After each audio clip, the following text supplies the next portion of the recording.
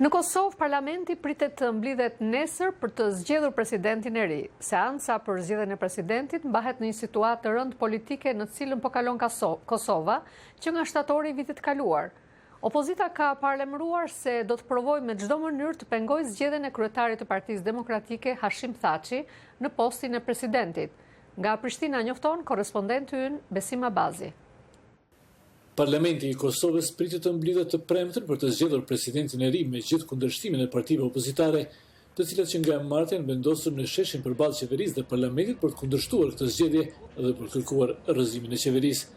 Opozita ka bërë thirrje për protestë në kohën kur pritet të mbahet seanca, ndërsa degët të Partisë Demokratike kanë paralajmëruar kremtimin e zgjedhjes së presidentit duke shtuar kësaj dhe shqetësimet për zhvillimet e së premtes. Kryetari i Aleancës për Alëndrinë e Kosovës, Ramush Haradinaj, tha se nuk ka asnjë arsye për shqetësim nga protestat e opozitës. Ata kanë paralajmëruar konflikte fizike, janë rëna. Ata kanë paralajmëruar rreziqe, kush e di çfarë, janë rëna. Kanë paralajmëruar festë që është rënë. Edhe e kanë qëllimin me i pengu njerëz mos me ardhë në protestë. Posti i presidentit takon Partisë Demokratike të Kosovës në bazë të marrëveshjes për bashkëqeverisjen me Lidhjen Demokratike të Kosovës. Kandidat për president janë kryetari i Partisë Demokratike Hashim Thaçi dhe Rafet Rama, po ashtu nga kjo parti.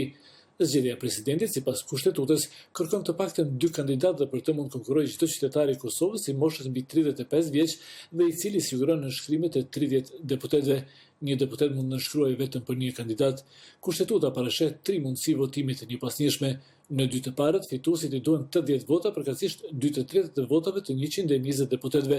Në raundin e tretë ai mund të zgjidhet me shumicën e thjeshtë, përkatësisht me 61 vota. Përveç partive opozitare dhe disa deputet partive në pushtet kanë kundërshtuar kandidaturën e zotit Thaçi për president dhe kanë përlajmëruar mundësinë e bojkotimit të seancës për pamundësuar kvorumin e kërkuar për zgjedhjen e presidentit. Lidhja Demokratike e Kosovës nëpërmjet një komunikate tha të njëjtën se pret që të gjithë deputetët e kësaj partie të veprojnë në përputhje me marrëveshjen politike të përkrahur nga strukturat e Lidhjes Demokratike në mënyrë që të shërbejnë siç thuhet funksionalizimit të plotë të institucioneve të Kosovës. Zgjedhja e presidentit të ri, që sipas kushtetutës duhet të ndodhë deri me 7 mars, përkon me krizën më të thellë politike që ka përjetuar Kosova që nga shpallja e pavarësisë së saj.